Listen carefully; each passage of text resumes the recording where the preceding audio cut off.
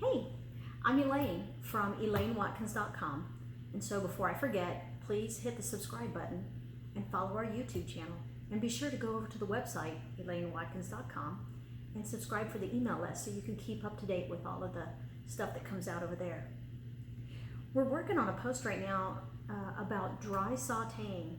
I'd never heard of dry sauteing before. I was raised in a household, and pretty much everybody I knew, if they were sauteing vegetables or cooking anything in the oven or anything, they were always dousing it in butter or olive oil or lard even. And so when my husband and I were watching Forks Over Knives a while back, and we heard Dr. Caldwell Esselstyn talking about using no oil in your food and the damage that it actually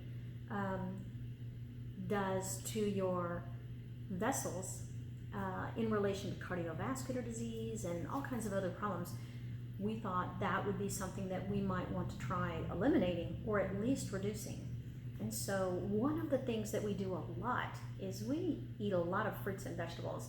And of course, sauteing is a big part of our meals.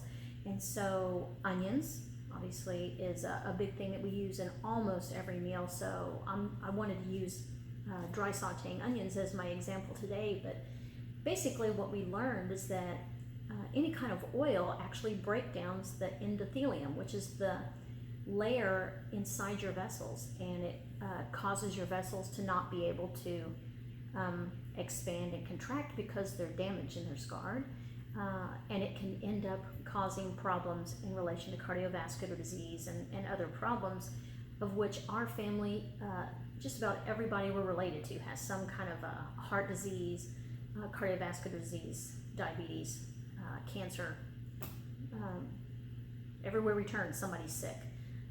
Anyway, so we are wanting to try to do as much as we can to either completely eliminate or at least restrict the problem foods wherever we can in our meal preparation, in order to either completely avoid those problems or at least delay them as much as possible. So one of the big ways that we have since learned about is dry sauteing. I never would have thought that you could actually dry saute anything. I would have assumed that it would have stuck to the pan, like my cast iron skillet or something. But it's really amazing. If you do it right, you can do quite a bit. If not, I don't want to say everything, but just about everything. You can dry saute in your skillet, or you can bake in your oven or roast in your oven without oil or butter. So let me get my skillet heated. You've got to start with having a hot skillet before you put your onions in this particular example. So one thing that I do like to do, though, is I like to have sauteed garlic. I get these big cases. I don't even know what it is. Oh, it's 3 pounds of garlic cloves. They're already peeled and everything. I can get them at Costco. I think you can get them at Sam's Club. Anyway, they're already done, and I can get however many I want. I can snip the little brown scars off, and then I dump them into my skillet. And I let them brown a little bit, cook a little bit, and start getting brown on the outside while I'm waiting for my skillet to heat up. And usually while I'm preparing my onion in this particular situation, I might be getting ready to dry saute red onions or red peppers or poblano peppers or other things too, but onions are a pretty big staple here. So here I'm doing a white onion, and I've already peeled it. I've sliced them into thin slices, and then cut those slices in half, so it'll be a good bite-size amount.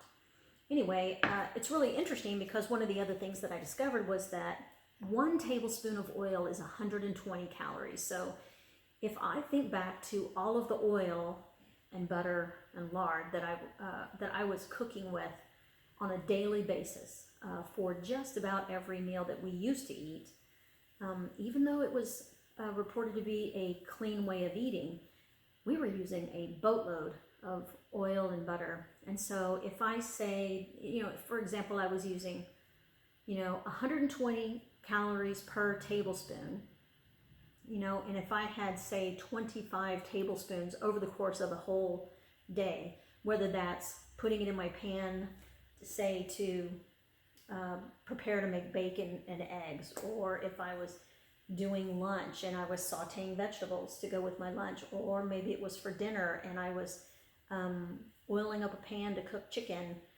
whatever the case. Maybe it was the oil that was in my salad dressing, or the pre-cooked bagged and frozen meals that I used to get from, they would have the brand of my favorite restaurant, and you would just dump it in a pan and add, you know, meat to it or whatever, and that would be your quick meal. But those are loaded with oil and salt. They're loaded with a bunch of stuff anyway.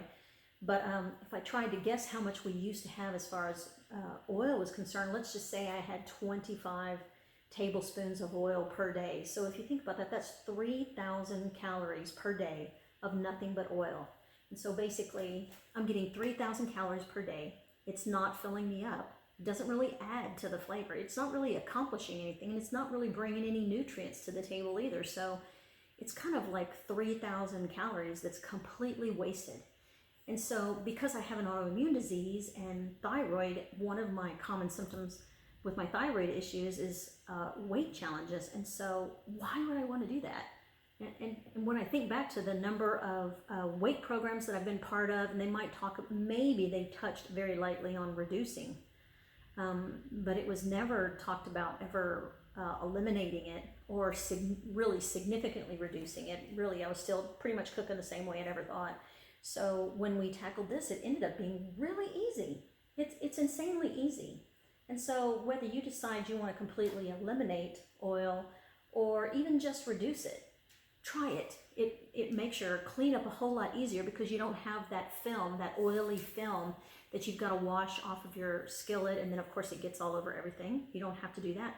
Plus you're not buying as much oil as you were before, if any, and so that's one less thing that you have to buy at the grocery store. So that's a little bit of a budget-friendly decision to make also.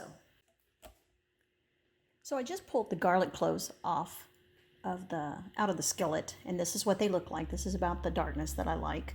So they're done, and if you see, I've already cut the onions, and I'm going to put those in the skillet now. So now you can see I've got the onions in the skillet, and they're starting to brown a little bit and go translucent. They've released their moisture, and so it's just keeping the skillet just slightly wet so the onions aren't sticking. If it did get too dry, all I would do is get about a tablespoon of water and drop it in here, and that would be sufficient to keep it from sticking until they were done to the point that I wanted to take them out. It's really easy. And I'm not adding any additional calories, it's just the onions. Now the onions are pretty much at the translucency that I like.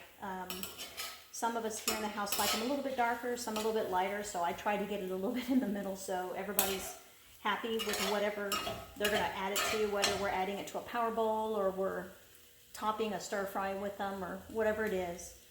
But whenever they are finished to the point that I would like them cooked, then I transfer them to another bowl so they don't continue to cook in the skillet. And oftentimes, depending on what we're going to have for the next meal, I might actually pop in another vegetable to continue to saute in here because it'll pick up the flavor from the onion in that next vegetable that I'm sauteing, just like the garlic flavor, the essence that was left in here after I roasted the garlic cloves was probably picked up just slightly by the onions when they started cooking.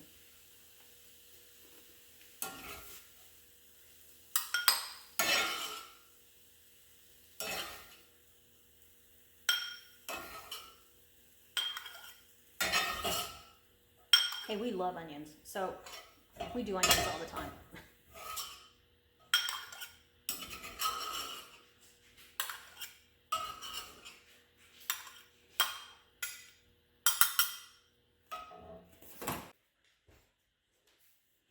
So this time when I cooked, I got a good selection of garlic cloves that we can use in some power bowls. We can add them to season our spaghetti sauces or put them in stir fries or whatever. They're ready to go. And then also I've got a white onion that's totally sauteed. It's even smoking and it smells really good. But I've got a whole onion right here. It's ready to go. We can add it to our next meal right now that we're getting ready to have. Or it'll last across probably 2, maybe 3 meals. Anyway, that's all. It's just such an easy thing to do. It takes maybe 5 minutes. Once my skillet is cooled, I'll put a little bit of water in there, just a little bit of soaking time, just a few minutes of soaking time, and then I'll just wash it with my regular cloth, and it'll be done. There won't be any oily layer to scrub off or to get all over my sink.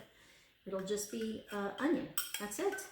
And so it's really easy cleanup. It's one less ingredient that I have to use. It's 120 fewer calories if I would have added, say, a teaspoon to this, or 2 teaspoons even, or tablespoons, which would be 240 calories, or at least a portion of that, depending on how much I ate. Anyway, it's an easy way to eliminate those calories that are really unnecessary and not really useful, and they don't fill you up. It's easier to clean, and it's slightly budget friendly, just because you're not using as much oil as you would have used in the past. Definitely consider trying it. It's a lot easier. And also, remember to be sure and subscribe to this YouTube channel, and if you can, go check out the website and read some of the posts, and be sure to subscribe and get on the email list. I look forward to seeing you next time. Thanks for watching. Bye.